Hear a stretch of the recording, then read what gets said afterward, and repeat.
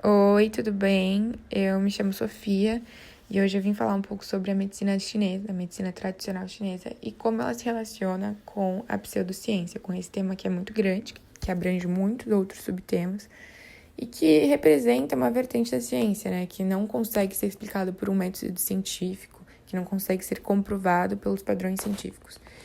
E bom, a medicina chinesa, a medicina tradicional chinesa, ela é a mais antiga praticada até hoje. Ela surgiu há mais de 3.000 anos atrás, na China, em volta, né, do Rio Amarelo, nas margens do Rio Amarelo. Então você tem as primeiras civilizações em volta do Rio Amarelo e é lá que eles vão perceber uma relação muito forte entre a natureza e os seres humanos. E aí eles vão começar a usar pedras quentes, agulhas de ossos, o fogo, as ervas, e eles vão perceber que as coisas vão mudando, entendeu? Que vão funcionando. O uso de ervas consegue curar algumas coisas, o uso de pedras quentes, aliviar algumas dores, o uso de agulhas de ossos, aliviar outras dores. E aí eles conseguem perceber essa relação muito forte entre a natureza, entre o ser humano, entre o universo, entre as energias. E aí que surge uma das bases, né, da medicina chinesa, que é a relação entre o corpo humano e o macrocosmo, ou seja, entre a natureza, entre as forças que ela exerce, entre as energias. E aí você tem a medicina chinesa, essa cultura, né, essa prática que é usada até hoje em muitos lugares. Bom, na medicina chinesa em si, você tem o corpo humano como uma entidade orgânica, ou seja, que todos os órgãos, todos os tecidos, entre outras partes do corpo, elas são interdependentes. E aí começa a teoria. A teoria ela se baseia em quatro fatores, vamos dizer assim, chave.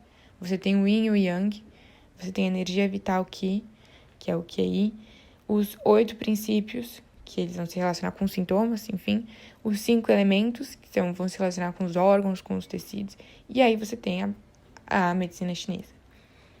Bom, a energia vital, que ela é basicamente energia de tudo. Então, tudo do universo resulta dos movimentos e mudanças de Qi. Você tem 3 fontes para essa energia, que são os pais, grãos e líquidos, ou seja, pela alimentação, e pelo ar, pela respiração. Essa energia, ela é a causa de toda a produção e de toda a destruição. E todo mundo tem essa energia. E aí você tem o Yin e o Yang.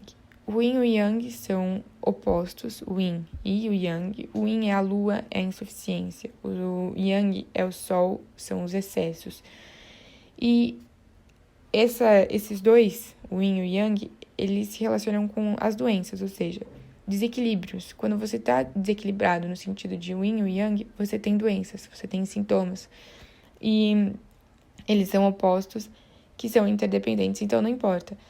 Um é a lua, outro é o sol, um é o excesso, outro é a insuficiência, mas eles precisam estar juntos, eles são dependentes.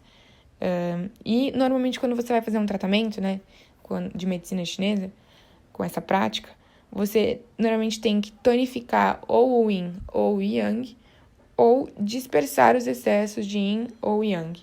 E aí você consegue, né, tratar o que você tem que tratar. Então, são opostos, que são ligados, que são interdependentes. Então, você pode perceber que um é a lua, outro é o sol. Um é feminino, outro é o masculino. Um é o receptivo, outro é o agressivo. Enfim, tem vários outros opostos que a gente pode relacionar. E aí você chega nos 8 princípios. Os 8 princípios, eles são usados para analisar e para categorizar os sintomas. Então, e são padrões que desarmonizam o corpo, basicamente. Você tem o Yin e o Yang, são baseados em opostos também. O Yin e o Yang, o exterior e o interior, a plenitude e a deficiência, o calor e o frio. São opostos que, quando estão desequilibrados, você tem doenças, você tem sintomas. E, basicamente, quando você fala do Yin e o Yang, você está falando da base. Se está desequilibrado, tudo vai estar desequilibrado. Aí, quando você tem o exterior e o interior, são como se fossem dores, sintomas. Se você tem algum problema no exterior, você vai ter uma dor mais superficial, uma dor que é aguda, mas que passa rápido, porque é no exterior, é numa camada mais superficial. Agora, se você tem um problema, uma desarmonia no interior, você tem algo crônico, algo que dói mais, algo que é mais sério, vamos dizer assim. A plenitude e a deficiência. A plenitude, ela representa os excessos, representa uma energia perversa. E a deficiência, o vazio, a insuficiência da energia vital, ou seja, do ki. E aí tem o calor e o frio, que vão representar os sintomas de calor e de frio, seja febre, calafrio, enfim. E aí temos os cinco elementos. Tem a madeira, o fogo, a terra, o metal e a água. Basicamente, você tem 5 elementos para 5 movimentos. E eles representam cada um uma coisa. A madeira, ela representa a criatividade, a bondade. Então, quando a gente dá para relacionar muito bem esses 5 elementos com as pessoas, com as características das pessoas. Então, quando você tem a madeira, no caso, você é criativo, você é bom, tem criatividade e bondade.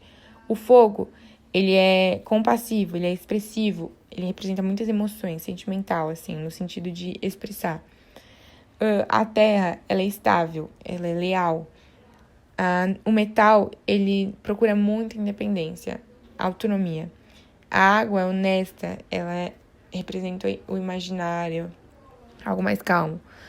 E esses 5 movimentos que estão relacionados aos 5 elementos são: a madeira representa o movimento de expansão, o fogo de ascendência, a terra de neutralidade, o metal de contração e a água de descendência. E esses movimentos estão relacionados com as características que eu falei, né? Os aditivos, vamos dizer assim, e com os órgãos. Então, quando você tem algum problema em algum órgão, você está tendo algum problema em algum dos seus elementos. Vamos dizer assim, a madeira está relacionada ao fígado, o fogo está ligado ao coração, a terra está ligada ao estômago, o metal está ligado ao pulmão e a água está ligada aos rins.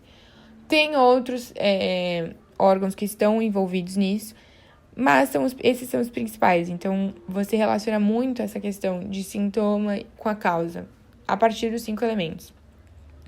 E a gente chega na visão científica. A visão científica disso é que, como a ciência vê, né? A ciência vê como uma pseudociência, porque não tem um método científico, eles não conseguem explicar a partir dos padrões científicos que a gente conhece. E aí, muitas vezes, eles dizem que por que funciona, né? Por que você tem casos que funcionam? Muitas vezes é por conta do efeito placebo. Eles explicam pelo efeito placebo e outros eles não conseguem explicar. Mas um exemplo muito interessante da ciência moderna tentando explicar essa questão da acupuntura, essa questão da medicina chinesa em si, é o bioeletromagnetismo. O bioeletromagnetismo, ele tenta explicar essa energia vital, essa energia do corpo, que o corpo tem com a natureza. E essa energia eles conseguem explicar pelo esse bioeletromagnetismo, ou seja, pelas correntes elétricas. O nosso corpo, ele tem muita corrente elétrica e tem corrente elétrica passando agora. Ou seja, um exemplo muito nítido é dos sentidos. Então, os sentidos usam correntes elétricas para chegar ao nosso cérebro e vice-versa. E aí, essas correntes elétricas formam campo magnético, porque uma corrente elétrica forma campo elétrico. E esse campo elétrico seria essa energia vital que eles usam, que os chineses, os praticantes dessa medicina, se baseiam, vamos dizer assim. Além disso, outra explicação é que a acupuntura, eles mapearam, né, a acupuntura e perceberam que os pontos em que eles colocavam as agulhas, vamos dizer assim, são os pontos de baixa resistência elétrica na pele, né? E aí, esses pontos são os importantes pontos da acupuntura. Então, isso mostra que eles estão realmente tentando explicar, mas que ainda não há um método científico, ainda não é considerado uma ciência por faltar provas, vamos dizer assim, da sua funcionalidade. Bom, foi isso. Espero que vocês tenham gostado e entendido, né? Um beijo. Até a próxima.